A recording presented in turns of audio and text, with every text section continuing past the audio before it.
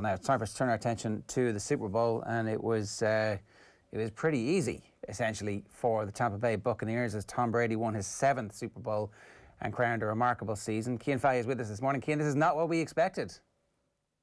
Yeah, Ger, I believe I said last week on our preview show that the only options we had here were the Bucs winning a close game or the Chiefs blowing out the Bucs. So now let me get to all my excuses as to why I was wrong. The game itself was very, very weird. It was kind of a perfect storm of things going the right way they needed to for the Bucs, and the Bucs played a really rounded, really well played game. They played their best game of the season by far. Brady was clean. The running game, both running backs played to what you wanted from them, and defensively they were great. But it really is hard to not make the story about the Chiefs just because of how bad they were. It's the first game of Mahomes' career, apparently, where he hasn't scored a touchdown, or the offense hasn't scored a touchdown. They've scored fewer than 10 points. This is the Buccaneers, shut down this offense, and they did so in large part because Mahomes couldn't move. We didn't know just how bad his foot injury was until the game actually started, and then we found out on the day as well, actually, that he's going to have surgery after the end of the season. So it was very much a different game to what we expected. It was very much a different setup to what we expected, but still, you can't really take anything away from the Bucs because of how well they played, and in the end, they won convincingly. It's always a bit concerning where a few hours before the game, the big news is that your star player is so badly injured he will be having surgery as soon as this game is over. And you could really see it. In the second half, when he was trying to move and trying to get out of the pocket the way he always does, he was still able to make defenders miss with his sudden movements, his quick movements at the last second. But once he got into that space, he had absolutely no acceleration. So all the defensive linemen who are normally far away from him and can't catch him were on top of him at all times. But it wasn't just the injury. It was a combination of everything because the Chiefs did the same thing they always do. At the start of the game, Tyreek Hill dropped a 31-yard touchdown on 3rd and 11 after Mahomes did exactly what we were just talking about. The ball literally hit him in the face. Kelsey dropped a first down pass on 3rd down to end another drive. And on that drive, their punter kicked the ball sideways to set the Buccaneers up in the Chiefs territory. The only stop they had in the first half was that 1-yard stop after the first drive, was that one stop on the 1-yard line. So there was a lot of problems for the Chiefs early on. And until about late in the second quarter, start of the third quarter, it felt just like a typical Chiefs game where they're down by 2 scores. They're going to explode in a minute. It's all going to take off. And then they're going to do what they always do and win by 14, 15, 16, 17, whatever it is. And it just never came because in the second half, after that long half time, Mahomes' limp suddenly became far more pronounced. So presumably he took the painkillers that the players are allowed to take. And after the long half time and then the sitting down and doing nothing for that long, it wears off a little bit and you start to slow down.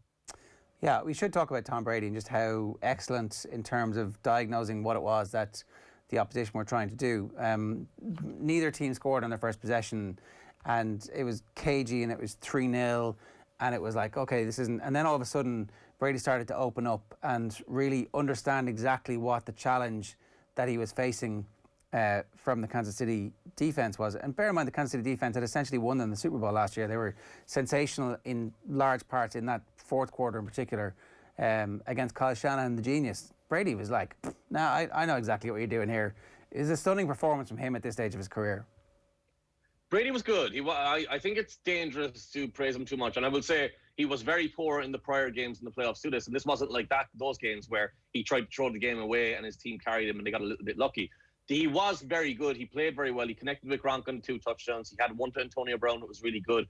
But part of them figuring out the Chiefs' defense was also the record number of penalties that they got in the first half. At the end of the first half, they had 6 first downs through penalty. No team in the Super Bowl ever has had 6 first downs in a whole game. So the defense there was being a little bit kind of destroyed by the refs.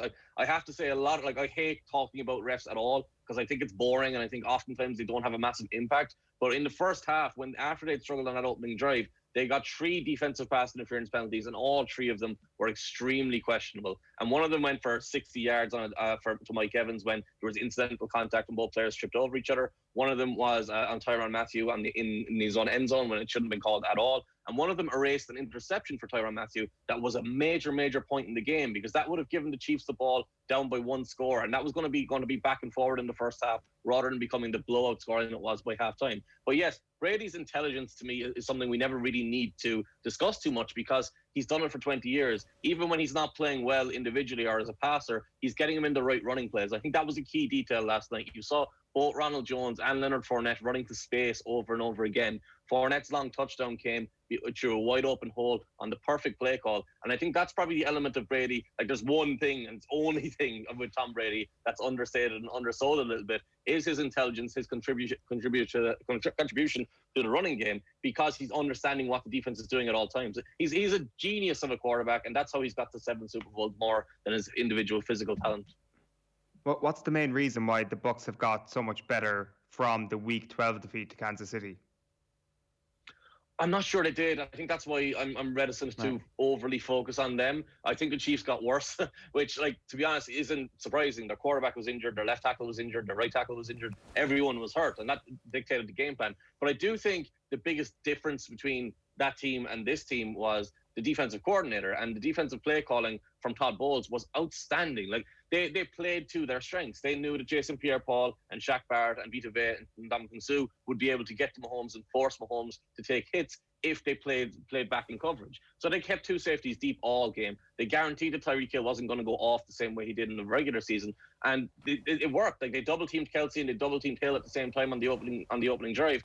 And I think the failing that the Chiefs had in the first half was they didn't run the ball. They needed to run the ball more, which has been a criticism of Andy Reid in the past. Eric Bieniemy is the play caller now, technically, but Reid always has that massive influence there. So if they had actually looked to run the ball more, I think that would have put more of a different identity on the first half as well. But you have to say that the Buccaneers coaching was outstanding on both sides of the ball. Offensively, Byron Leftwich deserves a lot of credit too. So I think it's less so that they got that much better. It's not like they had better players or the players individually were better than what they were, or people who were hurt previously were available. I think the coaching just won out and they were outstanding. And you got the peak performances from everyone. Like, Leonard Fournette caught a couple of key passes. Normally, he's dropping those. He's constantly a problem in the passing game. Last night, he wasn't a problem in the passing game. He was a positive. Ronald Jones was close to fumbling on the goal line, but his knee was down, so they didn't actually call it a fumble. So outside of that, he was perfect as well. So you just got that consistency you were looking for from all the Buccaneers players. They always had enough talent. They just hadn't come together and played together properly throughout the whole season.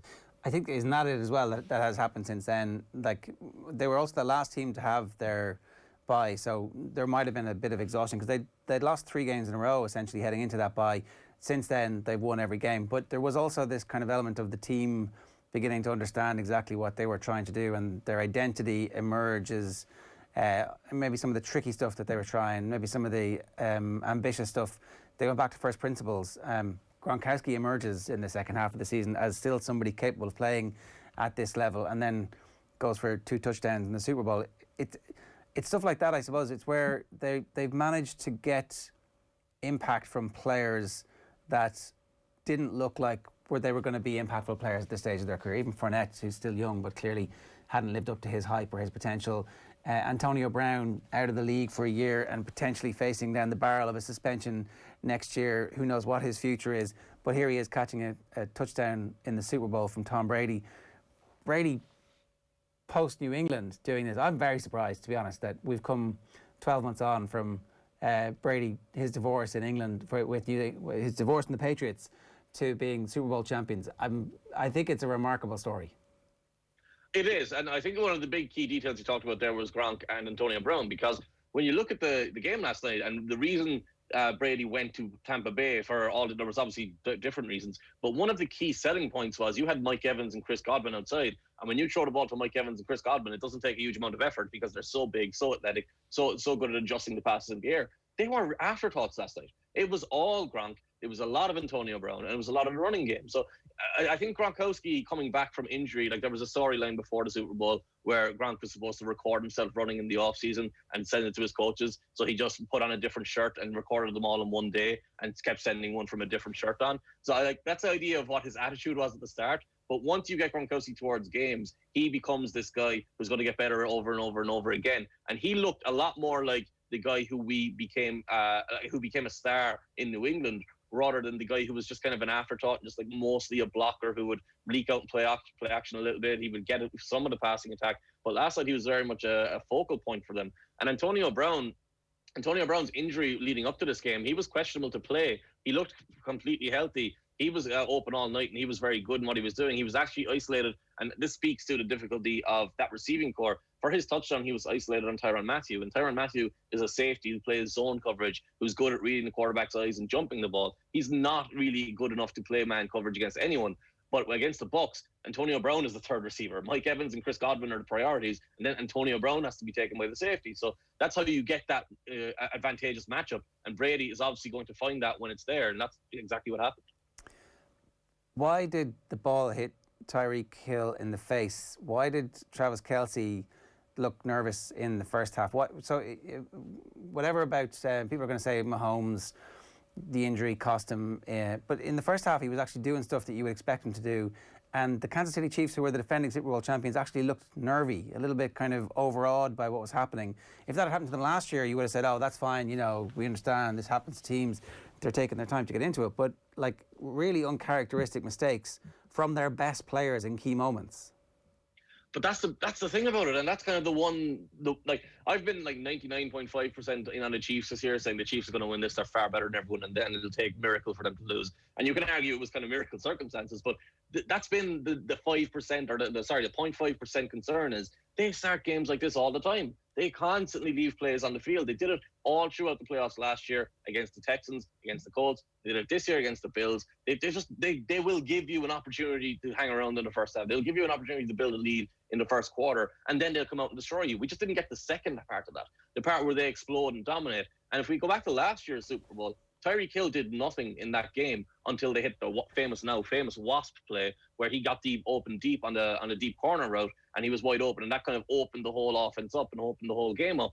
The Chiefs never got that last night. They never got Hill deep. They never got anyone open downfield. And the reason for that was the offensive line wasn't getting any protection for him. So as soon as Mahomes dropped back, he was hit the top of his drop and he'd have to move, which would be fine if he was fully healthy because he'd make that work. But when he's not fully healthy, there's that knock-on effect. He's now facing that pressure. That pressure is hitting him. That pressure is limiting how far they can go downfield in their routes. Now suddenly we've got to be perfect in a smaller box. Because they can't go further downfield, the safeties and cornerbacks can come forward more aggressively and break on the ball. Even that Tyreek Hill drop, he did so with two defenders around him. It's not like he was wide open and had an opportunity. I think the biggest kind of miss of the day was midway through the third quarter when it felt like the game was getting to desperation mode, and Mahomes broke into the right flat. Again, got pressured at the top of his drop and had Travis Kelce wide open and behind the defense. There was a penalty on this, so they still got a first down, but their touchdown was there. It was a 75-yard touchdown for Kelce if he led him, and Mahomes just couldn't physically make the throw, which is something we just have never seen in his whole career. Where do you think this ranks in terms of Tom Brady's most satisfying Super Bowl wins? God. I think the fact that he's this old, I think it really depends on his relationship with Belichick, because this will be framed as Brady versus Belichick and Brady proving he could do this without Belichick. It depends. Do they come back again next year and Mahomes wins and beats him next year? That's very possible. If that happens, I think the history of this game is a little bit different, because if Mahomes never plays him again and Mahomes goes on to win 7 or 8 Super Bowls, then it's going to be, oh, Mahomes isn't better than Brady because he played him twice in the playoffs and lost them both games. So Brady right now, obviously he's hugely satisfied. He just won the Super Bowl. In 20 years, will he look back and say this was his most important Super Bowl? Possibly, but I think also you have to look at kind of the fourth Super Bowl, the one they won after the initial 3, and they had kind of struggled and had those Giants losses, and then they had that next one that they desperately needed. I think the Seahawks one is probably the one that really stands out most to me, just because they were losing at halftime, they came back and again, Jar, like you were talking about previously, in that game was key that Brady figured out the way the defense was playing and changed up the way the passing attack was working. And suddenly a Seahawks defense that had previously been dominant didn't know where the ball was going. So I think like when you've won 7, you've probably got a lot of choices to make. I think this one really ranks up there just because very few of us expected them to win. Question from a listener, question for Cian. Why was the trophy handed to the Glazers first? Also, was this a Tom Brady inspired win or the Bucs defensive line? I think one of the things we also have to note, Tom Brady's last Super Bowl with the Patriots saw him go against the first-ranked offense in the league, and they scored 3 points, and they went against the first-ranked offense in history last night, and they scored 9 points. So too much talk about Brady is always a problem, because he's played on some spectacular teams, and that Buccaneers defense really led last night, and they set that game up for the win. Devin White should have been MVP. Levante David was outstanding. The defensive line was outstanding. Why do the owners get the trophy? Because corporate America is what the NFL is, and I've never understood it. I dislike it completely. I think it should go to the coaches and go to the players straight away. But that's kind of the way it works in America. They love the guy at the top. Too many captains, you know, do you give it to the defense or the offense? This is their way. I mean, the head coach could also. You don't give it to the owner, though. Well, it's a real kind of, oh, right. Oh, this is just a plaything for rich people. That's what this is. There's a real kind of, everything falls for just 1 second. And then they quickly hand it over. But or maybe I didn't actually see the trophy presentation where the Glazers got it. I decided that I was going to go to bed early and get up and then watch it kind of on tape delay. But unfortunately, when I turned my TV on at 3:30 this morning when I got up, there was Tom Brady with the Super Bowl trophy. I was like, oh, that's a bit of a spoiler. I suspect I know what's going to happen here. There is one thing I think we should really note as well, though. Three of the 4 coordinators last night are people who would be or should be in consideration for head coach jobs, and not a single one of them got any real interest. Eric Bieniemy, the offensive coordinator of Kansas City Chiefs, Byron Leftwich, the offensive coordinator of the Buccaneers, and Todd Bowles, the defensive coordinator of the Buccaneers. All 3 of them are high-end coaches. 2 of them have been head coaches before, one of them has been a head coach before. They should all be getting a lot more attention. I think a lot of teams we talked about previously who have hired these no-name coaches, these random coaches, should feel really bad this morning, be really regretting this. Yeah, and look, I mean, the league is trying to entice owners to hire people of colour as coaches by giving them draft picks for doing it, all sorts of stuff, and you get a draft pick if you've brought a coach through your system. But still, the owners don't seem to be too keen on picking them. One last thing then. So in terms of, I mean, look, we like these legacy conversations. I do think that Mahomes didn't beat Brady now twice in the playoffs is going to be this thing that we constantly go back to for forever and ever, because you had your chance. You had 2 great teams to do it with, and you didn't do it either when he was in Tampa or when he was in New England. And, like, you know, it's a long way for you to get to 7, buddy. Yeah, and I think the benefit of that for Brady is history forgets all the circumstances and all the details. Like that first Chiefs team was not a great team. That defense they had back then was terrible. The defense last night looked pretty terrible as well, but they were actually a pretty good defense over the course of the season, so they were made to look terrible. Like Frank Clark and Chris Jones had no impact in the game. Chris Jones' biggest play was him pushing an offensive lineman, Ryan Jensen, and getting flagged for it. So I think the legacy of this is always going to be in Brady's favour, but like we tend to put everything in Brady's favour regardless of how the games go. So long-term history, yeah, Mahomes is taking a big hit here, but we're also so far ahead of ourselves with Mahomes. Like Tony Romo was talking about him winning 8 last night, winning 8 Super Bowls. He's only won 1. He's been to 2. Yeah, he's 25, but we've just seen the impact of these injuries. When you have a bad foot, suddenly it's a great equalizer. And when you play quarterback in the NFL, you're going to get hurt at some point over and over again. And that's kind of the big marvel, outside of the fact that he's extremely intelligent, outside of the fact that he's been very accurate over the course of his career. That's been the big marvel of Tom Brady's career. He's played 20 years in a sport that's basically crashing into cars every day, and he's somehow lasted as long as he has. So I don't know what his secret is there. He'd probably try and sell it to you in one of his branded fitness plans that he loves to sell, but it's spectacular regardless of what the legacy is. Yeah, the ability to continue to perform at that level. The Alex Guerrero links is something that we've obviously spoken about a good bit on this show over the years. You can do a bit of reading on that if you want. I mean, look, notwithstanding that, getting hit by the cars the way that they do, that level of impact is pretty sensational to still be out there at this point. It's his world, and we're living in it. Cian, good stuff. Thanks so much for joining us. Thanks, guys. It's Cian Fahy's thoughts on the Super Bowl there. Our Super Bowl coverage across OTB was brought to you with thanks to Now TV. Check out the Now TV Sky Sports Pass. You watched the first quarter, Owen, and then went to bed?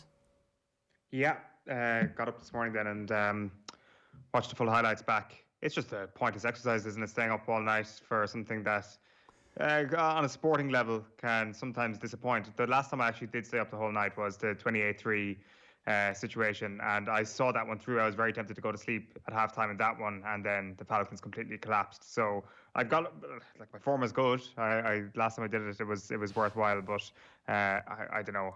There was something. Going to bed last night, I thought to myself, I'm going to be waking up in the morning and Tom Brady is going to have the Lombardi trophy in his hands, and sure enough, that's exactly what happened. There was just a sense about it in the first quarter that this might be the way it goes, and that's exactly what happened. You do miss the halftime show is the only thing by going to bed, and like the whole pageantry around that is something that you just can't get in the highlights afterwards. I haven't seen any reaction to it. I don't know very much about Weekend. Do you want to fill me in there? On the halftime show? Yeah. As I say, I went to sleep and I didn't actually see it. But by all accounts, it was pretty good. The weekend played the hits, and he obviously paid for a lot of it himself. This was the weekend show, and this was his own production. And by all accounts, it was weird at times, but it was really, really good, and like a really important moment for him. And I think a lot of people last night were like, "Oh, wait, hold on a minute. The weekend's got an unbelievable catalogue, and he's right up there in terms of like the modern great pop artists." So by all accounts, it was like just a raging success for him personally. And outside of Tom Brady, he is one of the massive winners of last night in Tampa. So we should go back and watch it. Is that your recommendation? Yeah, like 100. It's on my list of to do things today for sure. Like it was good. Like it was.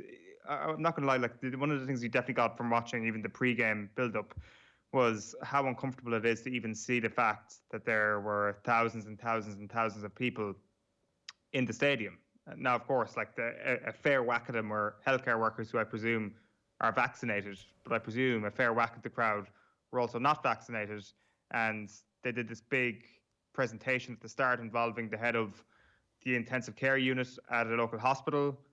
She was there for the coin toss, and it was kind of like, this is worryingly ironic that all the crowd are there cheering for this woman who's obviously done incredible work over the last year, and this is a massive event on a huge scale involving thousands and thousands and thousands of people.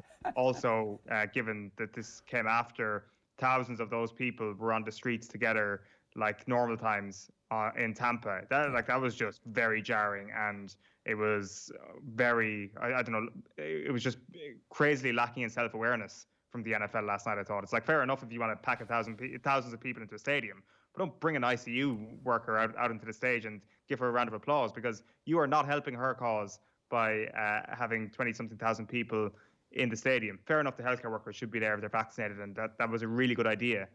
But there was a part of it that kind of made you feel a bit uncomfortable.